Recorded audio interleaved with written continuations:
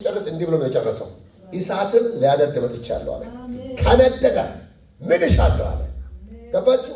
ዳኒ ላይ እንዲነድ፣ አሌክሳንድር ላይ፣ አነስሞስ ላይ እንዲነድ፣ ምስጋና ላይ እንዲነድ፣ አየ ላይ እንዲነድ፣ ከላ ላይ እንዲነድ፣ ማሚ ላይ፣ በአምላክ ላይ፣ ታኬ ላይ፣ ታፌ ላይ፣ ኪንግዶ ፋሚሊ ላይ ኢሳት ነዳል። ኢሳቱ እስኪነድ ድረስ ግን ኢየሱስ ያንቀጣጥል ነበረ። ከነደደ በኋላ ምን አለ? ለማንደድ ነው የመጣሁት። ከነደደ ምን እሻለሁ? My mission is finished. ከዛስ የነደደባቸው እየሄዱ ያነዳል። ኢሳት ሆኗል። ሃሌሉያ። ስለዚህ ኢሳት እንዳለ ሰው ስማ ተባባሉ። ኢሳት እንዳለ ሰው ኢሳት እንዳለ ሰው ኢሳትን እኛ ከገጠር ጀምረን እናውቃለን። እና እዚህ ጋር መጣ አይደለም። እንደውም እዛ የነበረው ኢሳት አደገኛ ለብለብ ይላል። ክችን ያለው አሁን እኛ ጋር ያለው ስቶቭ ላይ ኢሳት አይታይም። ነበልባል የለም እኮ ዝም ብሎ ቱስ ያለ ነገር ነው። እኛ ጋር እሳት የነበረው እሱ ለነት እሳት ማለት ነው። ይሄ በእንጨት ላይ የሚነደው እሳት ቦግ ብለው ማለት ነው። በአንቺ ውስጥና በእኔ ውስጥ ያለው የሚንበገበግ እሳት አለ። ሃሌሉያ። እግዚአብሔር የተባረከ ይሁን። አንድ እግዚአብሔርን ቃል ዘሌዋውያን ምዕራፍ 6 እናውጣና ማሃዲያ ላባጋሳ ፕሮቫጂና ማስያ ክብር አለ። ክብር ይሰማኛል። ዘሌዋውያን ምዕራፍ 6 ቁጥር 8 በጌታ ስም አነባለሁ። እግዚአብሔር ሙሴን እንዲህ ሲል ተናገረው።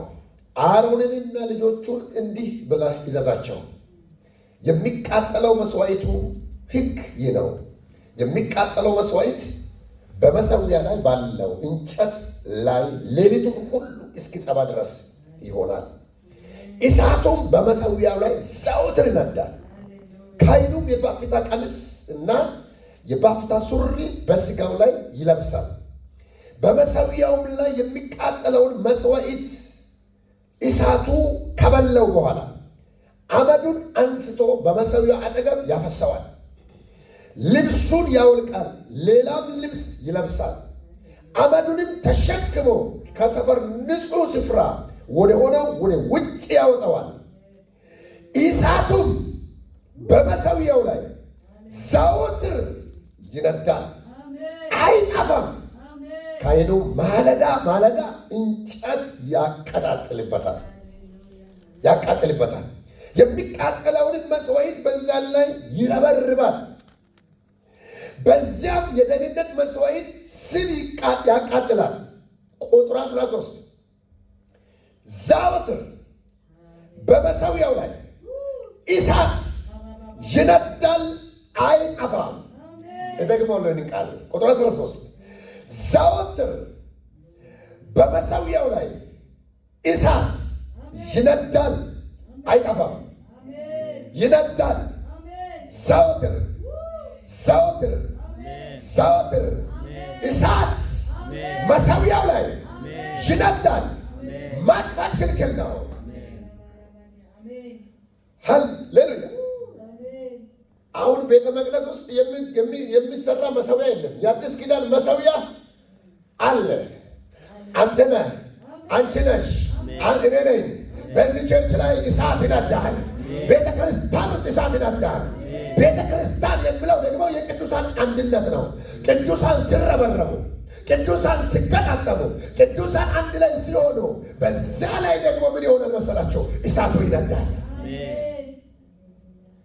እግዚአብሔር በዚህ ዓመት ላይ የብዙ ሰዎች ላይ እሳቱ ዘውትር እንዲነድ ፈቃዱ ነው።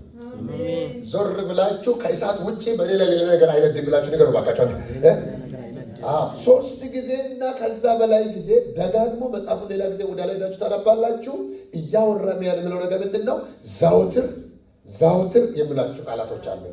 ዘውትር እሳቱ ይነዳል፣ አይጠፋም።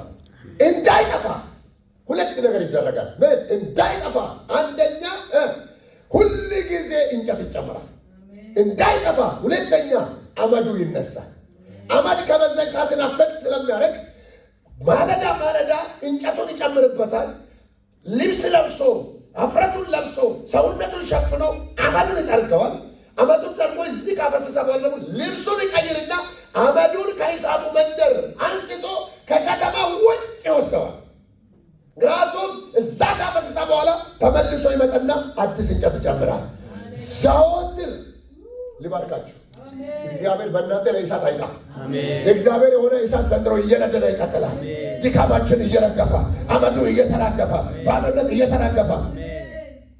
እግዚአብሔር ሰዎች ቢሬዲ እግዚአብሔር ቃል በደንብ ስሙ። ውስጣችን ላይ መቃጠል ያለበት ብዙ ነገር አለ። ድካማችን ብዙ ቻሌንጅ አለ አይምሯችን ውስጥ ያለ። ለእኔና ለእናንተ ለሰው ያላካፈላችሁት አይምሯችሁን የሚይዝ ብዙ ነገር አለ፣ ሁላችን ጋር አለ። ለጌታ ክብር እሳቱ እንዳይነድ የሚከለክል አለ። አማን ሊመስል የፈለገ ነገር ግን በጣም የሚገርመው ካይን አለ። እግዚአብሔር ልጅ ኢየሱስ ካይን ሆኖ መጥቷል። አሁን ያለው ካይን ሊቀ ካይናችን የናዝሬቱ ኢየሱስ ነው። በአብ ቀኝ ቆሞ ስለ አንቺ ድካም ይማለዳል። ምን እንደሆነ ታውቃለህ? እሳቱ እንዳይጠፋ ዘወትር በሕይወት አለ።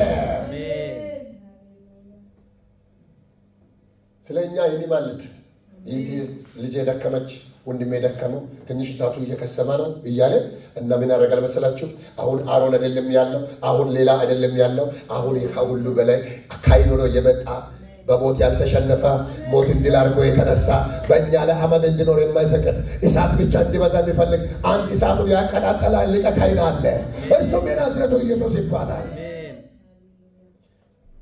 ይህንን የእግዚአብሔር ቃል ስለ አሮን ተናገረ ነገር እንዳለ ሆኖ በአዲስ ኪዳን ላይ ግን አሮንም ቢሆን ሌሎቹ ሁሉ ጥላ ሲሆኑ ዋናው ግን መጥተዋል።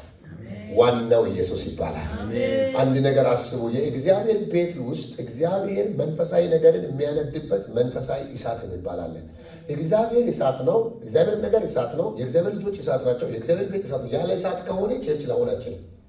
እሳት የሌለ ክርስትና፣ እሳት የሌለ መሰዊያ፣ እሳት የሌለ ቤተ ክርስቲያን፣ እሳት የሌለ አገልግሎት፣ እሳት የሌለ ህይወት ወገኖች ምንም አይነት ትርጉም የለውም በእግዚአብሔር ፊት።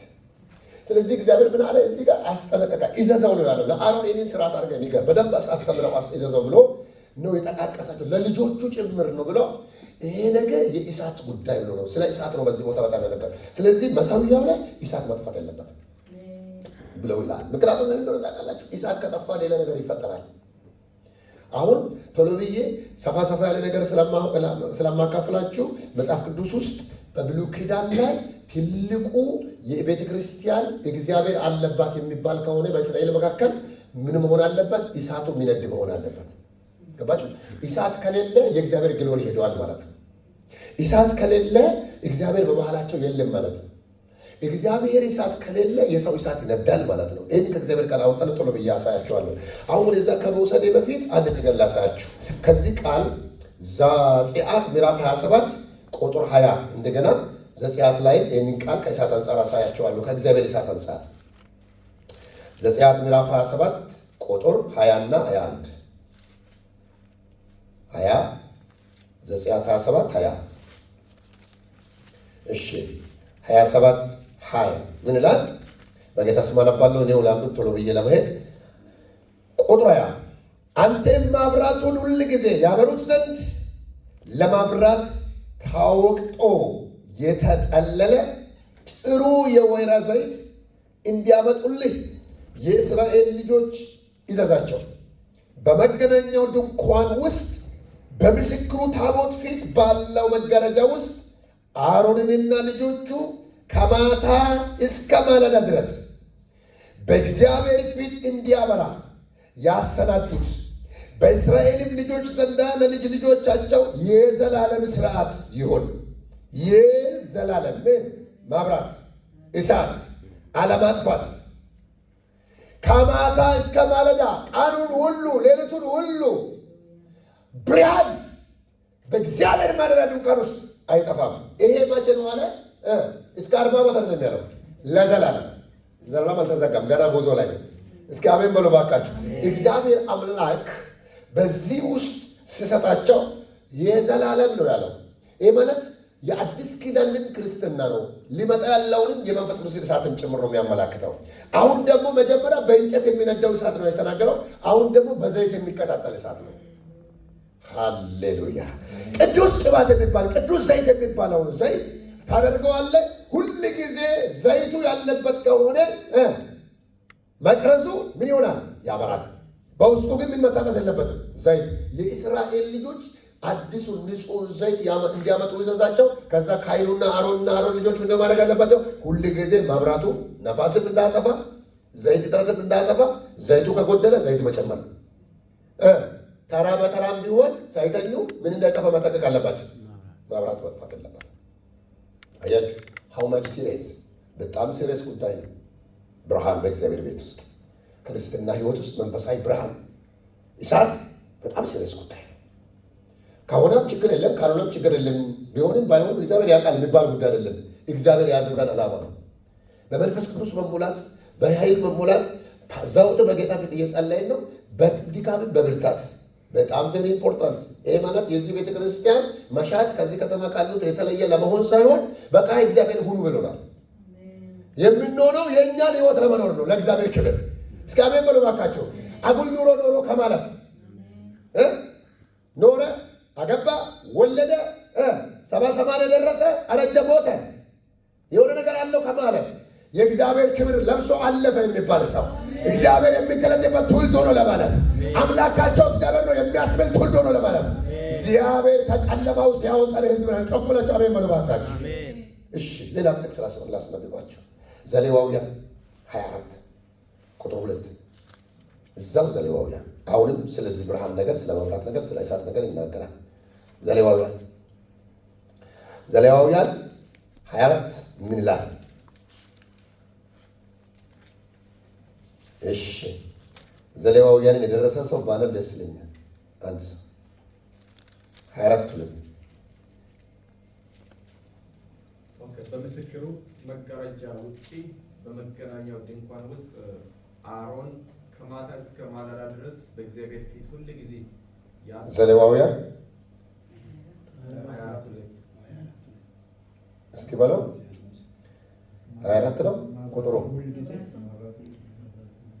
ማብራቱን ሁሉ አንተ ያነበብካት ምንድን ነች?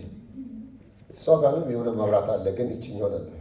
እኔ መብራት ካለ የትም ቢታነቡ ችግር የለውም። እሺ 24 እስከ 1 ጀምራለሁ። ከአንድ ጀምሮ እግዚአብሔርም ሙሴን እንዲህ ብሎ ተናገረው፣ ማብራቱን ሁሉ ጊዜ እንድታበራበት ለማብራት ጥሩ ተወቅጦ የተጠለለ የወይራ ዘይት ያመጡልህ ዘንድ የእስራኤል ልጆችን እዘዛቸው።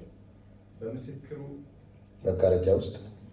መጋረጃ ውስጥ በመገናኛው ድንኳን ውስጥ አሮን ከማታ እስከ ማለዳ ድረስ በእግዚአብሔር ፊት ሁል ጊዜ ያሰናደው ለዘላለም ለልጅ ልጃችሁ ሥርዓት ይሁን።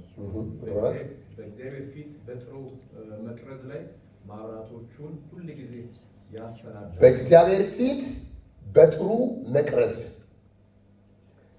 ከዛስ ላይ መቅረዞቹን ሁል ጊዜ የምንነጋገር ለ30 ቀን ልንጸልይ የያዝነው ጸሎት ብቻ ሳይሆን ይሄ ማለት ኦን ለማድረግ ነው።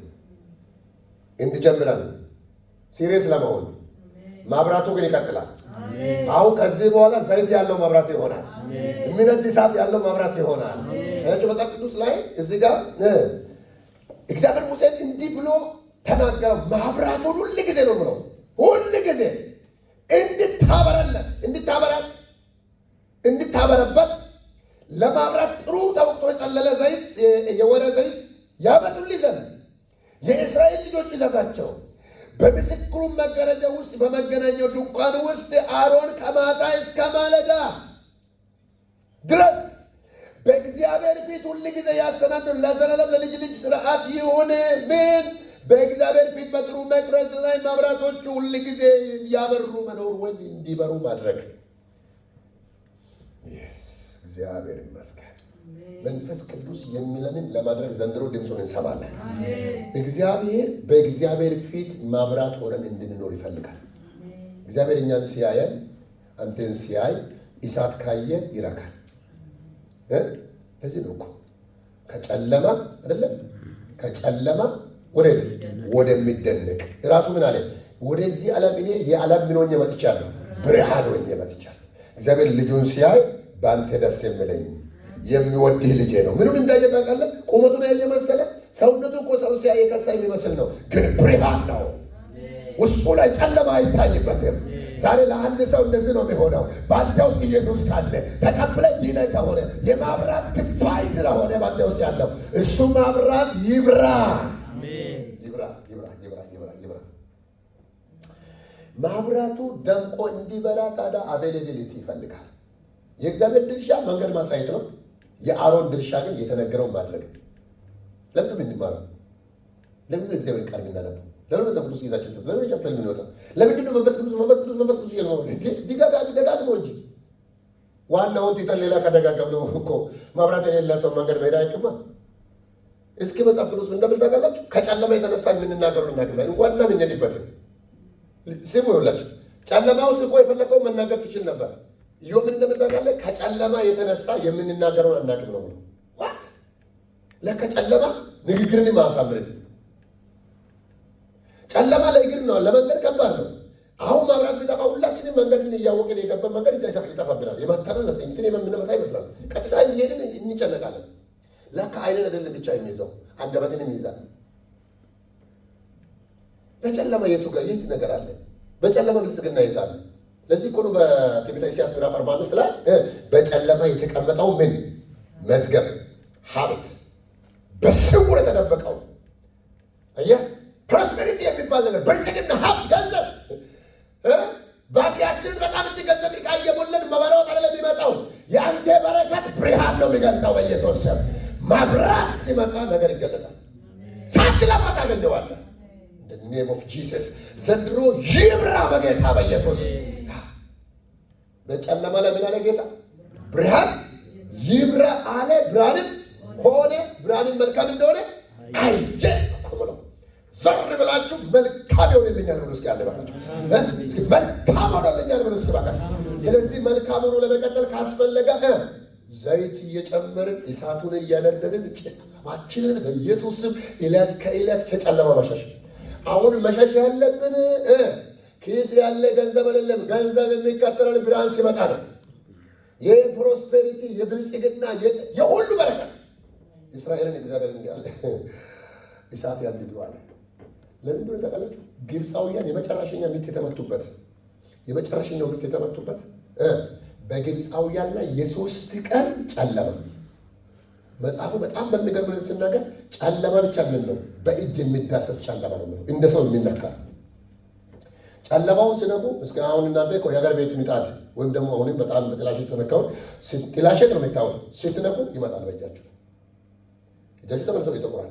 የግብፅ ጨለማ ይዛ ቀን ሲነኩ እጃቸው ላይ ይመጣል። እንዲህ ማለት ነው። ይዳሰሳል የሚባል ነገር አይከብድም። ጨለማ እኮ አይዳሰስም፣ ግን በእጅ የሚዳሰስ ነው ቲክኔሱ። ድሮ ሀገር ቤትና እኛ ዝናብ ተራራ ላይ ጭጋግ የሚባል ነገር አለ። በጣም የሚነካ ይመስላል ዳመና ወርዶ እና እዚሁ ትጠፋለህ። እዚሁ ትጠፋ ነበረ። ትንሽዬ ነው የሚያሳይክ። የምትነካ ይመስልሃል። ይነካል። አንዳንድ ቦት ግን በጣም ወፈር ያለ ነገር አለ። በቃ ቃሉ እንዴት እንደገለጸው የጨለማውን ከባድነት ይገልጸዋል። ግን የሚገርመኝ እዛው የሚዳሰስ ያክል ጨለማ አለ። ደነክስት ቀበሌ ላይ ግን ሃሌሉያ ለ3 ቀንና ሌሊት ብርሃን ሆኖላቸዋል። አላዱራ ራባጋሲያ። ስለዚህ የሚያስፈልገን ብርሃን ይብራ ነው። እስራኤላውያን በብርሃን ግብፃውያን በጨለማ። አንድ ቀን በጣም የሚገርመው እግዚአብሔር ይዘዛቸዋል። ለምን ይዘዛቸው? ሙሴ ሂድና በእስራኤል ጆሮ ላይ አንድ ነገር ንገራቸዋል። ምን ብዬ? አሁን የሚወጡበት ደቂቃ ደርሷል። እያንዳንዱ እስራኤላዊ ግብፃዊ ቤት ሄዶ ገንዘብ ጠይቁ፣ ወርቅ፣ ብር፣ ልብስ ጠይቋል። እንደውም አዲሱ ትርጉም ዝረፏቸው ይላል። ግብፃዊ በጨለማ ተይዟል። ስንት ዘመን ጉልበታቸውን የበላ ነው። ዞሮ የነሱ የጥረታቸው የድካማቸው ውጤት ነው። እነሱ ላይ በጨለማ ዘመን ግብፃውያን በጨለማ አስሮ እስራኤላውያንን ሲበዘብዙ ኖሯል። ሲበላላቸው በጠላት ላይ ሲጨልምበት ቀና ብሎ ሄዱና ሰርቶ ደሞዝ ሰውን ያገኙት አዞ ነው በረከታቸውን የተቀበሉት። የሆነ በቃሉ በረከቱን የሚቀበል ሰው አለ። ከብርሃን የተነሳ ሀብቱን ይበዛበዛል። የተደበቀ በረከት ይካተላል። እኔ ደስ ሲል እኔ እግዚአብሔር እኮ ማጀክ አይደለም። አሜን በለዋል። እግዚአብሔር ያው ነው በለው ባካቸው አለ። ጴጥሮስ ማታውን ሁሉ አሳ ፈለገ። he was expert, he was professional። ችግር የለበትም። አሳ ያዝ ያቀል አሳ ምን ሲበተን እንደሚመጣና ምን ሰዓት እንደሚመጣ አሳ ከላይኛው ውሃ ክፍል መቼ እንደሚኖርና በታችኛው ውሃ ክፍል መቼ እንደሚኖር ልጅነቱ ነው። አሁን እንዳይማር የከለከለው ራሱ ስራው እና አንድ ቀን ጠፋበት። በዘየዳው አቃተው። ጠዋት ሲነጋ ግን የሁሉ ፍጥረት ፈጣሪ ሲለው የሚመጣ ብቻው ወደ ጴጥሮስ መጣ። ዙረት ይዞት መረቡን እያጠባ እየተከዘ እያለ ወደ ጴጥሮስ መጣና ባዶ ወደ ነበረችው ታንኳ ገባና ፈቀቅ አድርግልኝ አለ። ሃሌሉያ! የሆነውን ሰው ወደ ብርሃን ፈቀቅ የሚያደርግ ዘመን መጥቷል አለ። መልስም የለውም፣ ግን የተለየ ሰው ነው። ፈቀቅ አደረገለት። እግዚአብሔር ሲገናኝ እንዴት ደስ ይላል! ሰው ከእግዚአብሔር ጋር ሲገናኝ እንዴት ደስ ይላል! የእግዚአብሔር ቀን ያገኛችሁ። ጨኩላችሁ አሜን በሉ ባካችሁ። የዞረብንን ዘመን እግዚአብሔር ወደ ቀኝ ያመጣዋል። የጠፋብንን ዘመን እግዚአብሔር ያስተካክለዋል። ትክክል ያደረገናል በእውነት። ከዛ ተናግሮ ሰብኮ ፈውሶ ዳብር አድርጎ ስራውን ከጨረሰ በኋላ ወደ ጥልቁ እንሄዳለን። ማታ ወደ ደከመበት ተደረሰውና መረቤን በቀኝ ስለው ጌታ ሆይ አለ ሳይተነፍስ ይቀመጣል። ይሄ ቦታ የማታ መከራዬ ነው፣ ሌሊቱን ሁሉ እዚህ ጋር እንደደከምኩት አለ። አይ ነው የት እንዳደከመን ጌታ ያውቃል። እግዚአብሔር ብርሃን ነው፣ በእርሱ ዘንድ ጨለማ የለም። ምን እንዳቃታ እሱ ያውቃል። ለእሱ አይነገርም፣ ሳትነግረው ያውቃል፣ ግን እንድትናገረው ያደርጋል። አሁን ግን በጨለማ ሳይሆን በብርሃን ነገራቸው የተገለጠ ይሆናል። እስኪ ብርሃን በሉ እስኪ አለ ሆነ በሉ እስኪ ይሁን አሜን። እዚህ ሚራክል የሚባለው ተአምር የሚባለው እግዚአብሔር የሚባለው ነገር የሚሰራበት ኃይሉ የሚገለጠው ማየት እኮ መገለጥ እኮ ብርሃን ሪቪል መሆን ተገለጠ። እግዚአብሔር ይመስገን። እኛ ብንተኛም ብርሃኑ ግን ይብራ። ሌሊቱን ሁሉ አረ ሌሊቱን ሁሉ በእናንተ ቤት አንድ የማይጠፋ ብርሃን አለ። አንተ ትተኛለህ፣ እሱ ግን አይተኛም። ስለኛ ድካም የሚያበራ ብርሃን አለ። መንፈስ ቅዱስ ዛትር ወንጌል እንዴት ደስ ይላል! ኢየሱስ እንዴት ደስ ይላል! አትወዱት? ጌታን የሚወድ ሰው ለጌታ ክብር በጣም የሚወደድ አምላክ እኮ ነው። ደስ የሚል ጌታ እኮ ነው። ግብፃውያንን ሁሉ ሄደው ወርቅ ስሉ ብድግ፣ ብር ስሉ ብድግ፣ ጨርቅ ስሉ ብድግ፣ ያስቀመጡትን ፋሽን በሙሉ ወስደው መጡ። መጽሐፉ ሲናገር ዘረፉ ነው ብለው። ከመዝረፋቸው በፊት ምን እንደርታቃለ? በእያንዳንዱ ግብፃዊ ፊት የሚቆም እስራኤላዊ የተለየ ሞገስ ሰጠዋለሁ አለ። በሞገስ ሲሄዱ፣ በብርሃን ሲሄዱ፣ በመንፈስ ሲሄዱ፣ ከጌታ ድምፅ ጋር ሲሄዱ አንተ ለዘመናት የዘረፋቸው ተፋህ። ሃሌሉያ! ለሆነ ቤተሰብ መልእክት አለ። የበላ ሁሉ ይተፋሃል። ዘመናችን የበላ ጉልበታችን የበላ ተራ የሌለው ሲበላ ማታካራባሲያ ቀኝ እጃችሁ ዘርግታችሁ ተራ የሌለው በሉ ባካችሁ አለ። በብርሃን በሉ እስኪ በረከትን አስለቅቃለሁ። የተሰወሩ አጋንንቶች የተመቱ ይሆናሉ። አሜን።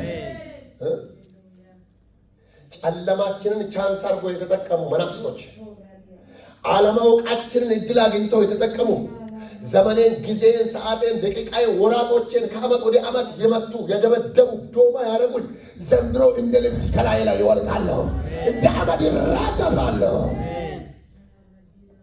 ተጨንቃ ለነበረች ጨለማ አይሆንም። ሀሎር ዳና ሳላባስ እስኪ ጨለማዬን ወሰደው በሉ ባካቸው አለ። አይሆንም በሉ እስኪ ባካቸው።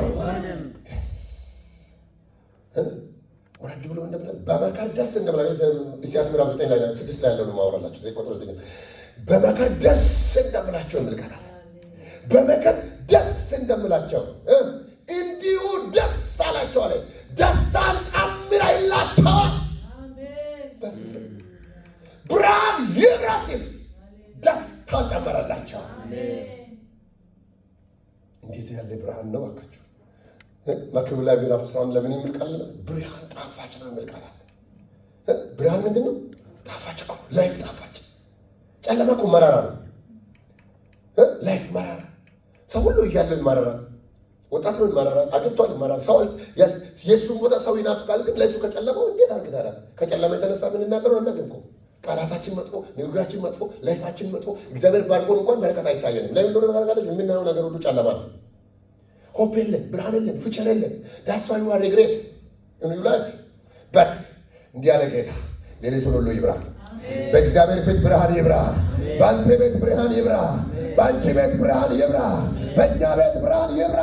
ልባችሁ ላይ እሳቱ አይታጣ በጌታ በኢየሱስ። ብርና ወርቅን ዘርፎ ነው ያወጡት። እግዚአብሔር ይመስገን። የበለንን የዘገዘገውን ግብፃውያን ወገባቸውን በግንጥ ጅራፍ እየገረፉ በላያቸው ላይ ሲዘምቱ እነሱ እንደፈለጉ ዘምተው እነሱን እየተጠቀሙ ባሪያ እያሉ ስም ሰጥተው በለጸሙ። ለካ ዞሮ ዞሮ እግዚአብሔር ነገርን የት እንደሚያስጠፋ ያውቃል። ታርኒንግ እግዚአብሔር ነገር ይገለብጣል። ብርሃን መጣ። ለሆነ ሰው ታላቅ ፍጥረት የሚያደርግ ብርሃን መጣ። አሁን መሽቷል አይደለም? መሽቷል። አሁን ዲስታይ መኪና እንነዳለን። ማብራት ከሌለው የኛ መኪና የትኛውም ይሁን የትኛውም ከዚህ ቤት ማየት በፍጹም ብርሃን ባይኖር ከተማ ውስጥ መኪናችን ባትሪ ከሌለ መከራችን እየበለን ነው የምንሄደው። መኪናው ፈጣን ስለሆነ አይደለም። መሄድ ቢችልም አንችልም። የፍጥነታችን ምክንያት ምንድነው? ብርሃን ማብራት። ለሆነ ሰው ከዚህ በኋላ ከክልክል ከተከለከለው ከፈራኸው ከገደበ ካቃተ አትችልም ካለ የብርሃኑ ኃይል የተነሳ ከማብራቱ ኃይል የተነሳ የጠላትን ቀጠና ጢሰህ ታልፋለህ። ይታያል። ሄደህ ግድግዳ ላይ አትጋጭም። እግዚአብሔር ይመራል። ብርሃን በጣም ኢምፖርታንት ነው። ዘሌዋውያን ምዕራፍ 9 ቁጥር 4 እዛው ከዛ የጨረስን ጸልያን እንደገናም ስላለን ጌታም ስላለ እሳቱ ይበዛል። ፕሬዝ ዘ ሎርድ 9:4 ማን ደረሰ?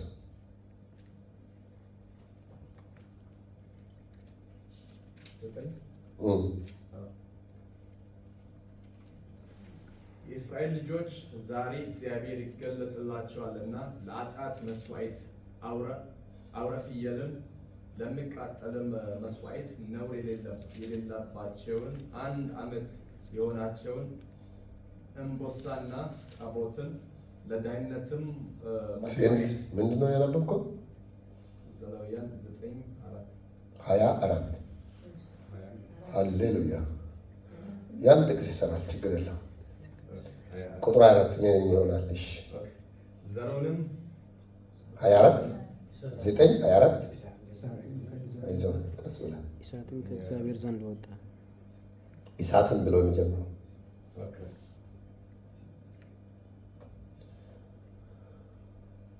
ዘሌዋውያን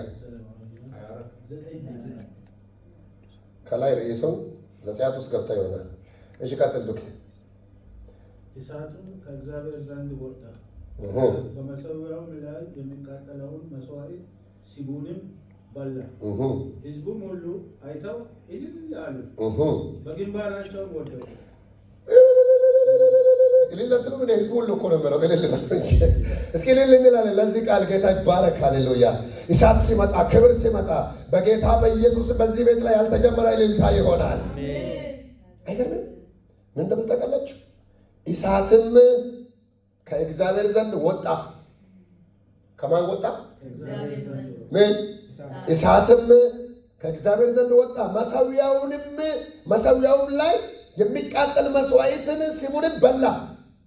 ሕዝቡም ሁሉ አይተው እልል አሉ፣ በግንባራቸውም ወደቁ የሚል ቃል አለ። እግዚአብሔር ይህንን ቅድስናውን እሳት በዚህ ቸርች ያመጣል። ሃሌሉያ።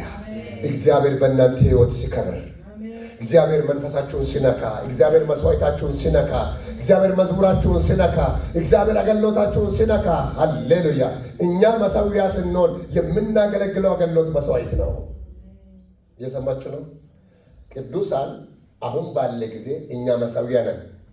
በእኛ ውስጥ እግዚአብሔር ያስቀመጠው አገልግሎት ግን ለእግዚአብሔር የሚቀርብ መስዋዕት ነው። ዳዊት ሲናገር ባሪያዬ እርሱ መሠዊያዬ ነው ይላል። እኔ ለእግዚአብሔር ምንድን ነኝ?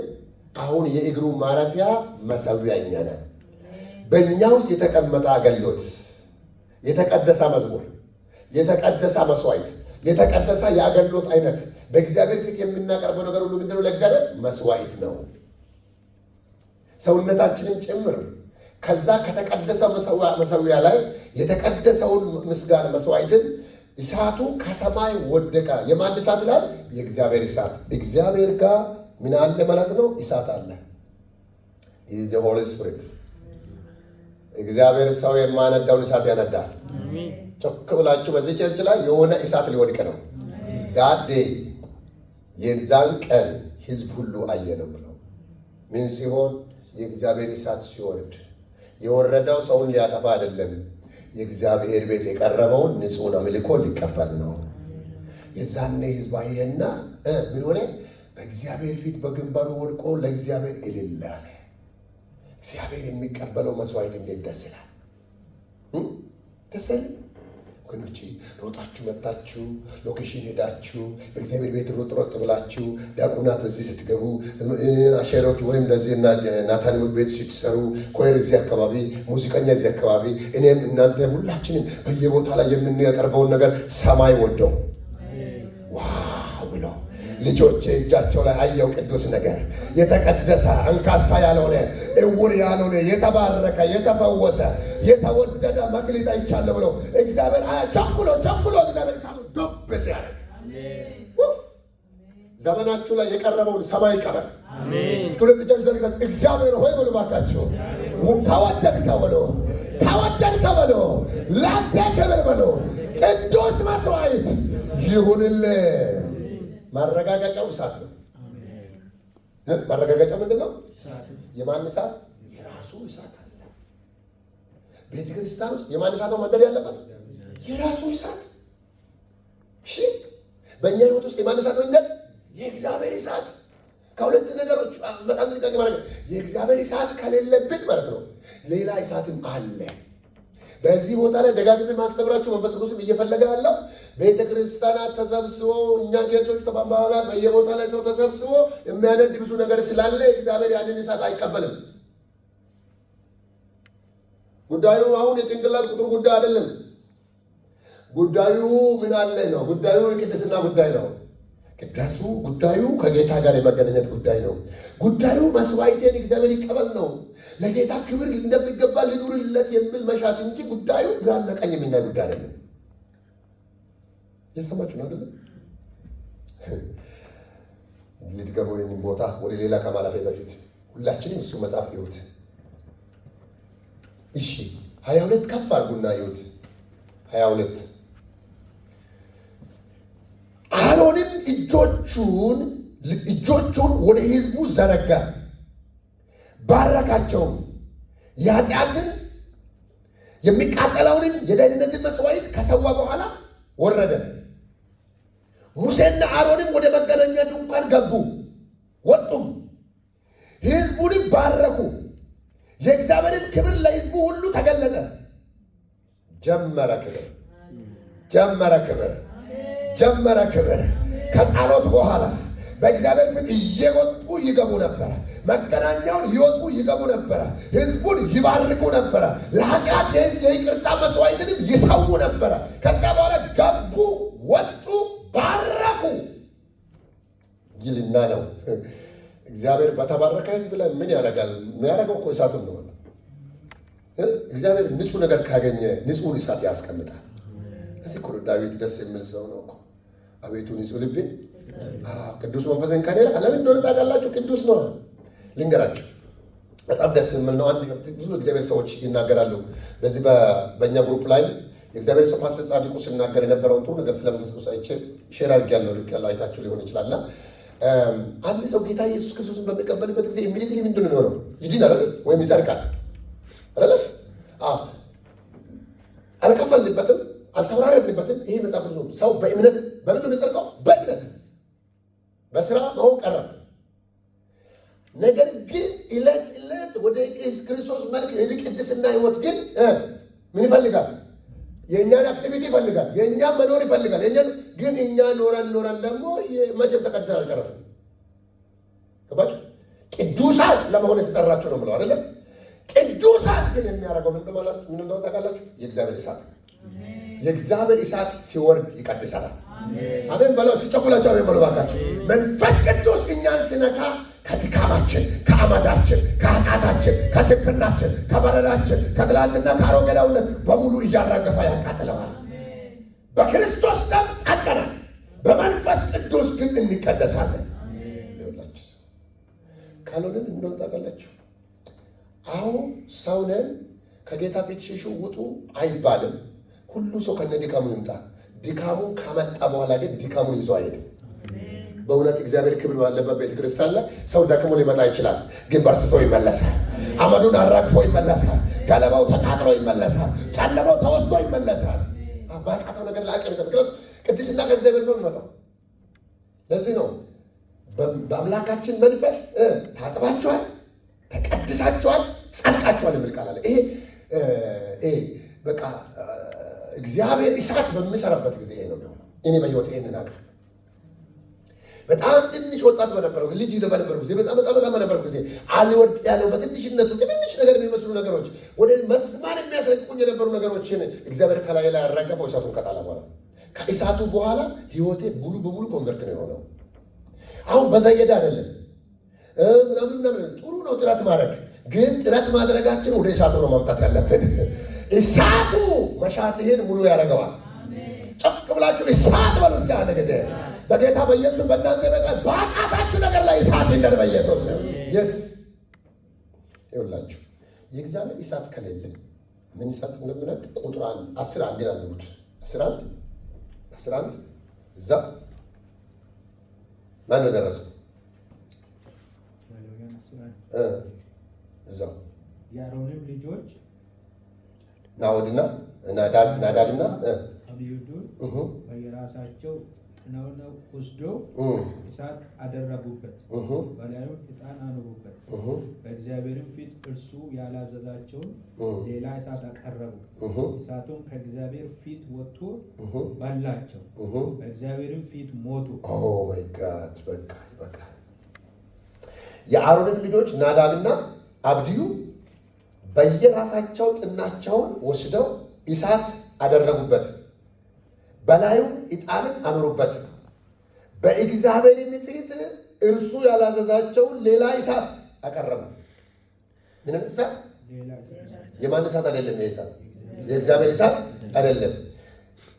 እግዚአብሔር በጣም ከባድ ነገር ነው። ሌላ እሳት ቸርች ውስጥ እግዚአብሔር ማየት አይወድም። ሌላ እሳት በእኛ ህይወት ውስጥ እግዚአብሔር ማየት አይቀድሰንም። ግን የአሮን ልጆች ምን እንደነካቸው ሰው የበለጠ አራዳ ይሆናለሁ ስል ይጠፋል ከእግዚአብሔር። እግዚአብሔር የሚፈልገው ነገር በቃ እግዚአብሔር ካህን አድርጎ ጠርቶናል በክርስቶስ አሜን በለው። ልጆቹ አድርጎ በክርስቶስ ጠርቶናል።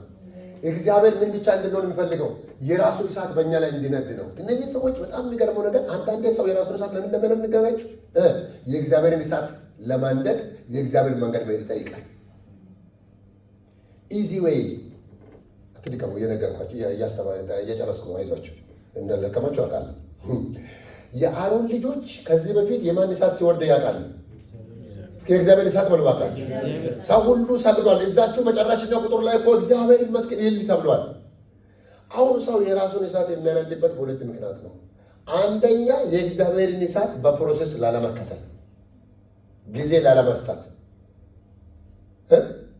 አሮን ሲያደርግ የመጣው እሳት እኔስ ታዲያ ዝም ብዬ ለምን አላነዳው? ድፍረት ነው እሱ። ስንፍና ይባላል። ሰው የስንፍና ብዛት ከመጣ ጊዜ ቃል መስጠት ካልቻለ፣ መጸለይ ካልቻለ፣ ቃል ማንበብ ካልቻለ እንደ አባቴ ላድርግ ብሎ የራሱን እሳት አመጣ። ሌላኛው የስንፍና ውጤት ምን እንደሆነ ታውቃላችሁ? እግዚአብሔር ፊት እንድናነድ እግዚአብሔር መንፈሱን ጸጋው በነፃ ሰጥቶ በፊቱ በድካምን በብርታትም እንድንቀርብ ፈቅዶ እንደዚህ ሁኑልኝ ብሎ መንገድ እያሳየ ያንን መንገድ ለመከተል ዳተኛ ሲሆን ሰው የራሱን ነገር ነው የሚያመጣው። ሌላኛው ደግሞ ኮምፒቲሽን ነው ማለት በእግዚአብሔር እሳት እንጂ መታወቅ ያለብን በራሳችን እሳት በእግዚአብሔር ፊት መታየትን በሕዝብ ፊትም መታወቅም አይገባንም። በእኛ ላይ መንደድ ካለበት ብቻውን ያ እሳት ይንደድ። እስኪ ሁለት እጃችሁ ዘርጉ። እግዚአብሔር ሆይ በሉ እባካችሁ በዘመኔ በሉ እስኪ ከቅዱሱ እሳት ውጪ ሌላ እሳት በሕይወቴ አይንደድ በሉ እስኪ። ከባድ እንደሆነ አያችሁ። አሮንን ተክቶ አሁን ሰዓት አልወስድባችሁም። አሮንን ተክቶ አሮን ከሞታ ተክቶ ካህንነት ሙሉ ክህነት ማገልገል ያለባቸው እነኚህ ሁለት ልጆች ናቸው። እራሱ ጀምሮ ነበር አገልግሎቱ። አባታቸው እያለ እንኳን አገልግሎቱን ጀምረዋል። ነገር ግን አንተ አባታቸው እያለ ሞቱ። የሞቱበት ነገር ደግሞ ግልጽ ነው። ሙሴም ማለት ሌላ ይሳት ይላል። ሌላ ቦታም በጣም ደጋግሞ ይናገራል። ዘኍልቍ ላይ ሰው በቤተ ክርስቲያን ውስጥ በኮሄር ውስጥ መንፈስ ቅዱስ ያስፈልጋል ተብሎ ሲነገር ይሄ ዝም ብሎ ሃሌሉያ ብለን የማለፍ ጉዳይ አይደለም። አብዝተን መንፈስ ቅዱስ መሞላትን ምእመን ሁሉ የጌታ ልጆች ያስፈልገናል። አሜን በለው። ናታኒሞች ወንበር ስትጠርጉ ዝማሬ መዘመር ብቻ ልሳን የሚያናግር አይደለም። እሳት ካላችሁ ወንበሩ ላይ እሳት ይተላለፋል። የማን እሳት? የእግዚአብሔር እሳት። አይ ብሌስ ዩ ቴንክ ዩ።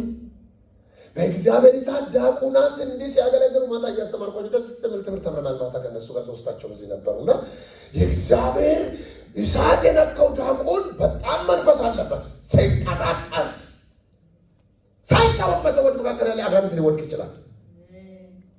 ይሁን ግሎሪ ተሸክሞ ነው የሚሄደው። ለምን? እሳት ነው። የትኛውም አገልግሎት ውስጥ ተንቀሳቀሱ። አገልግሎት ብቻ አይደለም፣ ልጆች መሆኑ ትልቅ ነገር ነው። እግዚአብሔር ልጆች ብሏል አይደል? ልጆቹ ለምን ማየት ይፈልጋል? እሳት። ልጆቹ ሌላ እሳት እንዲያመጡ፣ የጎረቤት እሳት እንዲያመጡ፣ ከዓለም እሳት እንዲያመጡ፣ የስሜት እሳት እንዲያነዱ፣ ኮፒ ማድረግ እንዲችሉ አይፈቀድም። በጣም በሚያሳዝን ሁኔታ የአሮንን ልጆች የእግዚአብሔር እሳት መጥቶ ቀደሳቸው። ሰውን የሚለው ገደላቸው ነው። እግዚአብሔር ክብሩን ለማንም የሚል ቃል አለ። እግዚአብሔር በማይደፈር ነገር ላይ አግሬሲቭ ሊገደላቸው ነው ብለው። ለምን እንደሆነ ታውቃላችሁ? በቤተ ክርስቲያን ውስጥ ይሄ የምህረት ዘመን ቢሆንም መንፈሳዊ ነገር እግዚአብሔር ፈቅዶ በሩ ተከፍቶ ሰማይ ተከፍቶ በክርስቶስ ሁሉ ነገር ሆኖ ለምንድን ነው አሁን ትንሽ ይበሉ? እግዚአብሔር እኮ ቀደደ እኮ መንገድ ከፈታል። ኢየሱስ ከመጣ ጊዜ ጀምሮ ሰማይ ተከፍተዋል። እስከ አሜን በሉ እባካችሁ። በተለይ አዲስ ኪዳን ስጋ በለበሰ ሁሉ ላይ አይደል? በመንፈስ ወንድና ሴት ልጆች ላይ ምን መንፈስ። ስለዚህ ፈቃድ ተፈቅዷል። አሁን ምን እያደረገ እንደሆነ ታውቃላችሁ? ያ ለእኛ ብቻ ነው ትምህርቱ። አሁን ኦንላይን ላይ መለቀቅ ነው። ለምን እንደመለቀቅ ታውቃላችሁ? ለሌሎች አያስፈልግም አይደለም። እስኪ እኛ ጋር ይንደድና የነደዳ ነው ጌታ ይባላል። አሜን በለው። ከዚህ በኋላ ልዩነታችሁ በእሳት ይሁን። አሜን። ይሄ ልጅ ግን እውነቱን ነው መሰለኝ። እውነቱ መሰለኝን አልፎ እውነቱን ነው። እውነቷን ነው ያስታውቅባታል። እግዚአብሔር አፏን ቀብቷል። ከአፉ ሳያውቅ እሳት ይወጣል ልባል ይገባል። ክብሩ ይስፋ። በዚህ ቤት ላይ አንሞትም፣ እንቀደሳለን። ጮክ ብላችሁ አሜን በሉ እባካችሁ። አለ እሳት ለእግዚአብሔር ነው ይሆናል። አሜን ሃሌሉያ።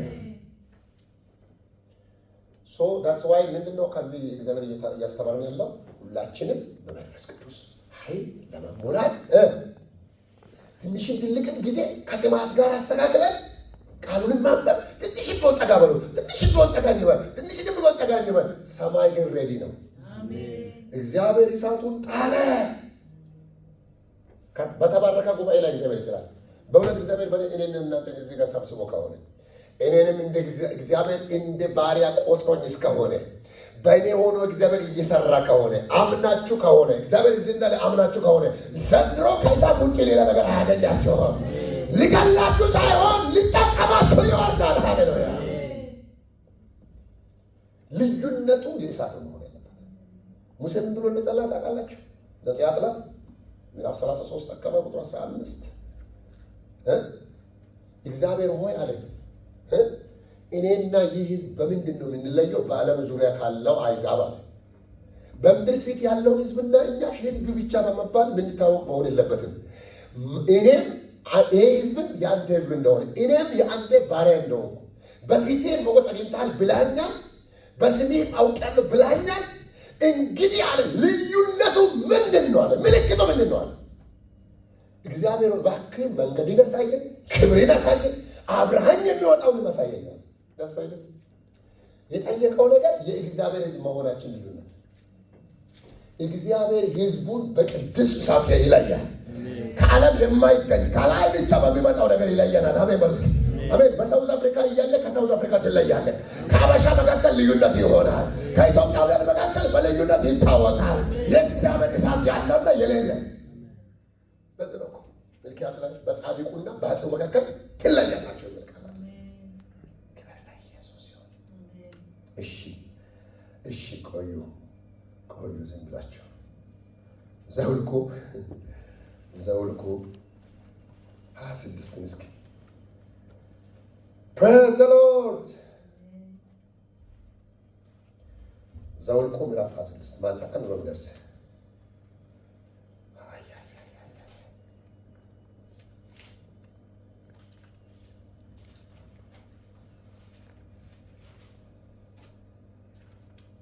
ደረሳችሁ? ምዕራፍ 26 ቁጥር 1 ምዕራፍ 26 ቁጥር 5 ጀምሮ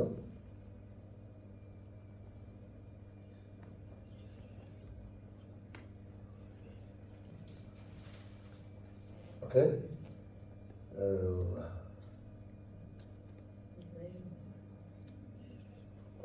61 ማለት ነው። አንድ በቀጭናው ስለጻፍኩ እሺ 26 61 በእግዚአብሔርም ፊት ሌላ እሳት ባቀረቡ ጊዜ ናዳብና አብድዩ ሞቱ።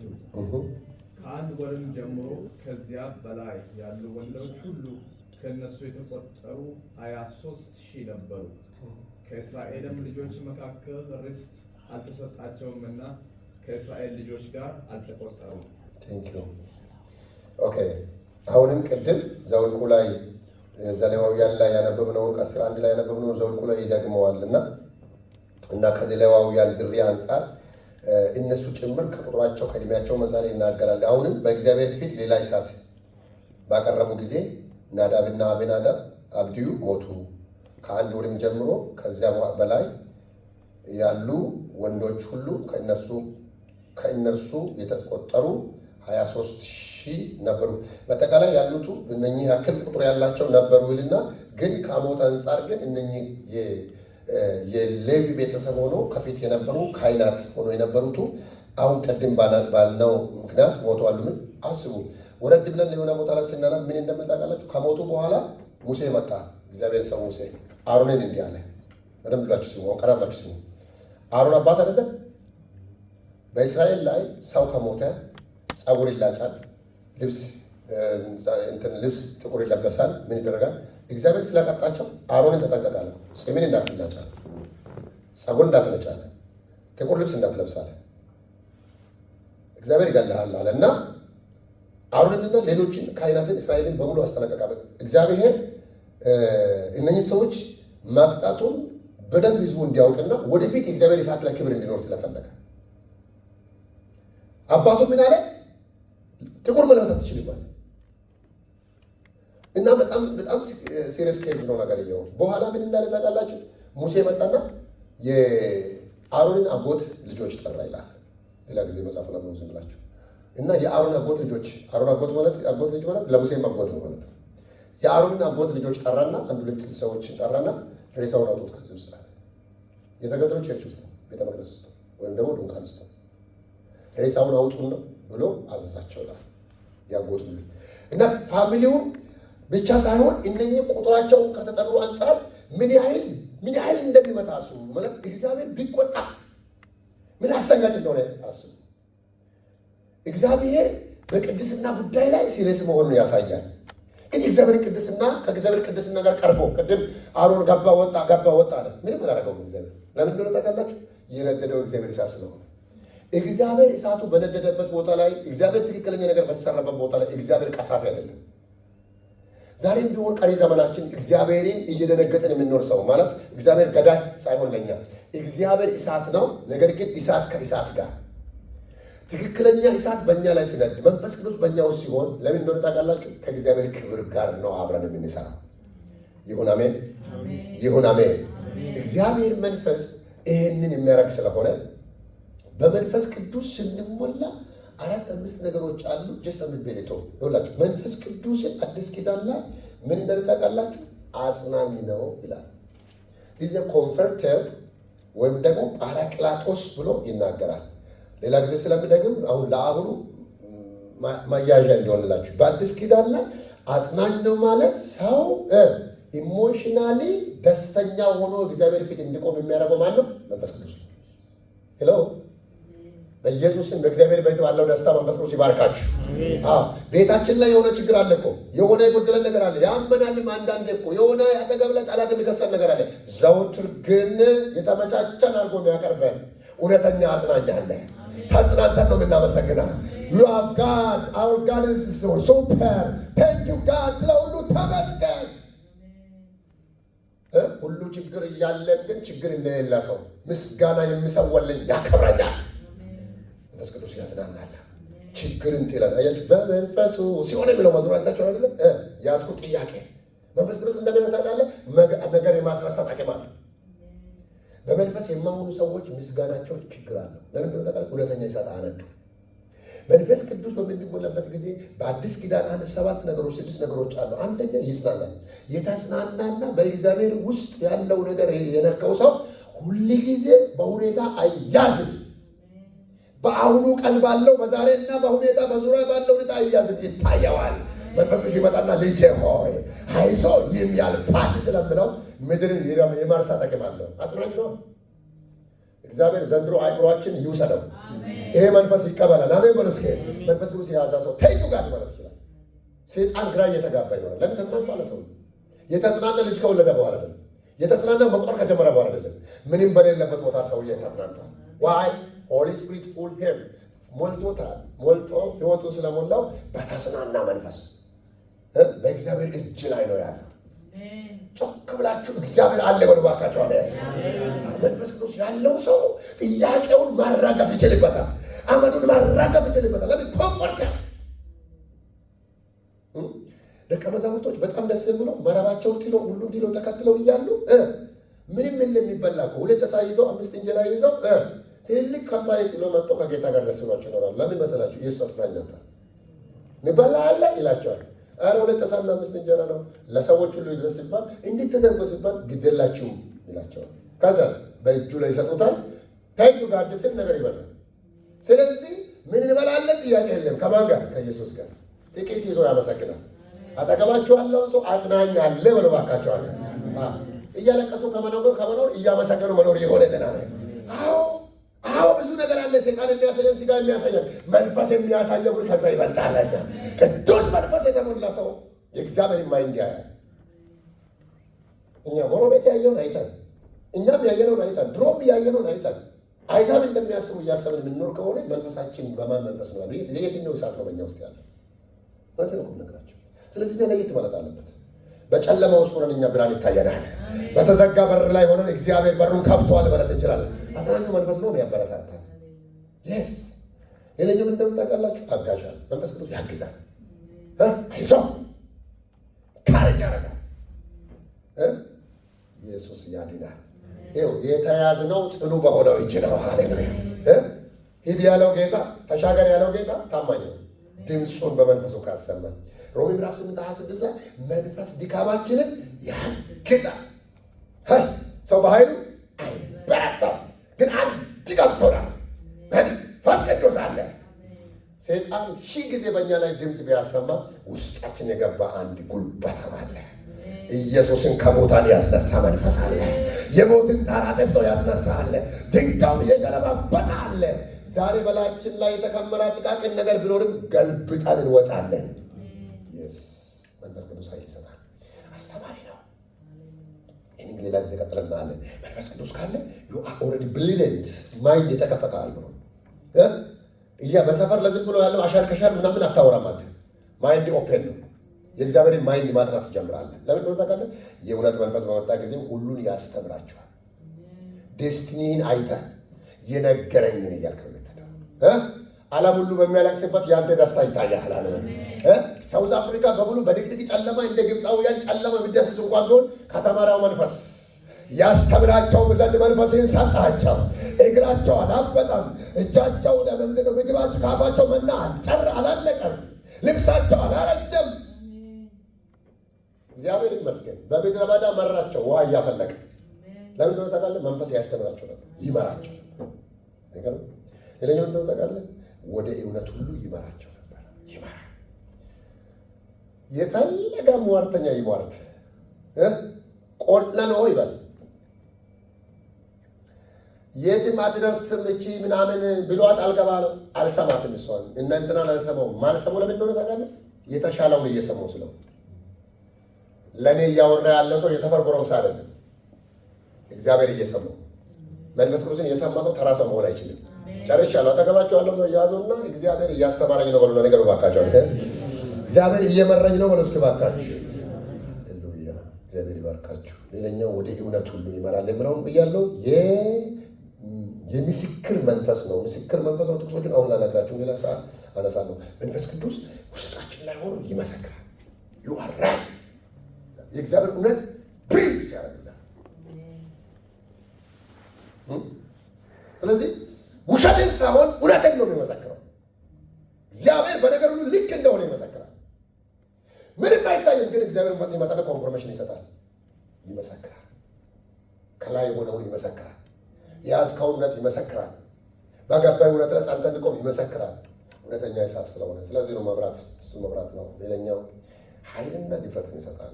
መንፈስ ቅዱስ አጽናኝ ነው፣ አጋዥ ነው፣ አስተማሪ ነው፣ ወደ እውነት መሪ ነው፣ መስካሪ ነው፣ ድፍረት ሰጪ ነው። ሰው ምንድን ነው? በአዲስ ኪዳን መንፈስ ቅዱስ በእነኚህ መልኮች ተገልጠዋል። እግዚአብሔር መንፈስ እሳት አይደለም፣ ግን በእሳት ተገልጧል። በእሳት ተመስሏል። አጠገባችሁ ያለውን ሰው እሳቱ አይጥፋ በሎ እስኪ እባካችሁ። እግዚአብሔር ዘንድሮ በዚህ እሳት ላይ እሳት እየጨመረ ያቀጣጥላል። ቀጥሎ ያለውን አላውን አላነሳም። አንድ ምክር የለው ልለፍ። ምን ያህል እየተጠማችሁ እንደሆን አላውቅም። ምን ያህል እየፈለግን እንደሆነ ምን ያህል ልባችሁ ውስጥ እየቀረ ነው። አሁን ማታ 3 ሰዓት ተኩል ገብተን 1 ሰዓት ከምናምን መንፈስ ቅዱስ እየረዳን እየጸለይን ነው። አይ ነው ይሎ ጦፍ ፕሮግራም አላችሁ ለእኔም ለእናንተ እና ማንንም ለመውቀስ አልፈልግም። ምን ያህል ገባችሁ የሚለው ጥያቄ ግን ያስፈልጋል። ምን ያህል ሲዝኑ ገባን፣ ምን ያህል ወቅቱ በራልን። ስለዚህ